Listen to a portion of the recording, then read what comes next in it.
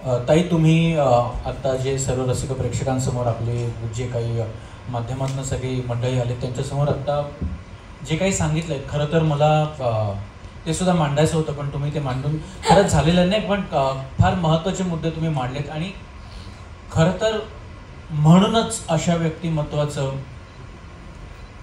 कौतुक करणं, सन्मान करणं आणि त्या व्यक्तिमत्वाची गोष्ट सांगणं हे फार कर्मप्राप्त आहे. आज वाहिनी म्हणून मला खरंच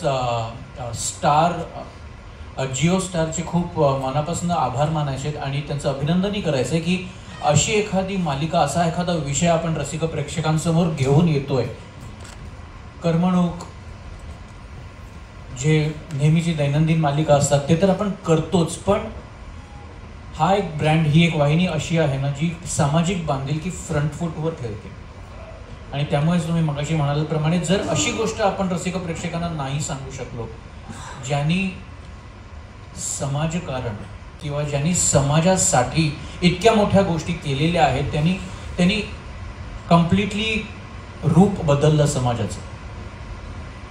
आणि ते बदलताना स्वतःमध्ये काय बदल घडले, त्यांच्या आयुष्याची गोष्ट कशी उलगडत गेली, ती सरसकट नव्हती. आपल्याला सगळ्यांना माहिती, आपण वाचलं असेल.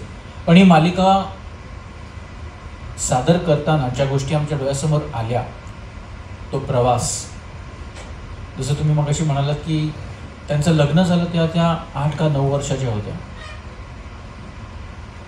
ज्या वयात आपल्या आज इथे अनेक जण असतील ज्यांची लग्न झाली असतील, त्यांना मुलं असतील, मुली असतील. आज मला माहिती आहे, मला पण एक मुलगी आहे. 8 वर्षाच्या मुलीला हल्ली कोणत्या कोणत्या गोष्टींची जाणीव असते आणि त्या काळात जेव्हा एका 8 वर्षाच्या मुलीला, आता ही मुलगी वयात आली, आता हिचं लग्न लावून दिलं पाहिजे, तिथून ते आज आपली इंडियन वुमेन्स क्रिकेट टीम जेव्हा वर्ल्ड कप जिंकते, खरं त्या एका बाईच्या धाडसामुळे, तिच्या पाठी खंबीरपणे उभा राहिलेला तो महात्मा, ज्याला आपण महात्मा ज्योतिबा फुले म्हणतो, ती व्यक्ती जर खंबीरपणे त्या बाईच्या मागे उभी नसती, त्या बाईनी त्याचा खंबीर सपोर्ट घेऊन आज त्या बाईनी स्वप्न नसते बघितले, तर ती सगळ्यांची सावित्री आई झाली नसती.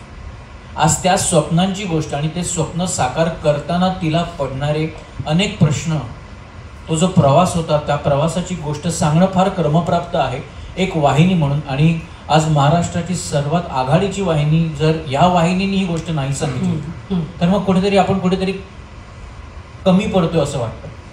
त्यामुळे मला असं वाटतं की हा एक खूप सुंदर प्रयत्न आहे आमचा आणि ही गोष्ट उलगडण्याचा आमचा अट्टहास आहे. ह्या गोष्टीवर आम्ही गेले अनेक वर्ष काम करतोय आणि खरंच खूप आनंद होतो जेव्हा इतकी महत्त्वाची गोष्ट आपण सर्व रसिक प्रेक्षकांसमोर एक गोष्ट स्वरूपात घेऊन येतोय, जी रोज रसिक प्रेक्षकांच्या भेटीस येईल. आणि माझी खात्री आहे ती रोज एक असा प्रश्न उपस्थित करेल, एक असं वळण रसिक प्रेक्षकांना देईल, ज्याच्यामुळे सगळे रसिक प्रेक्षक विचार करतील की आज आपण जिथे आहोत त्याच्यासाठी काही माणसं, काही लोक, काही महात्मे, काही क्रांती ज्योती, काही क्रांती सूर्य जबाबदार होते. आणि ही गोष्ट ही त्यांची गोष्ट, म्हणून ही गोष्ट सांगण्याचा आजही अट्टहास आहे, कारण का ही जबाबदारी. बरोबर, पण ही जबाबदारीचा